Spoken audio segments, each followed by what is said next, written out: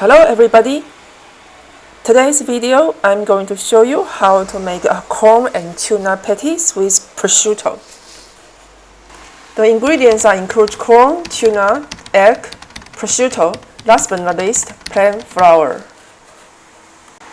Alright, let's get started!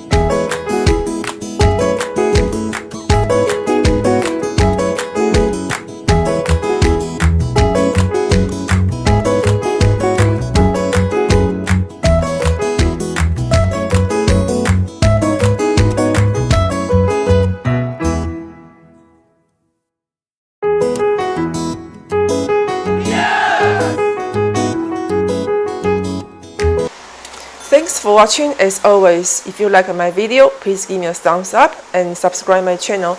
I will be seeing you very soon in my next video. Bye!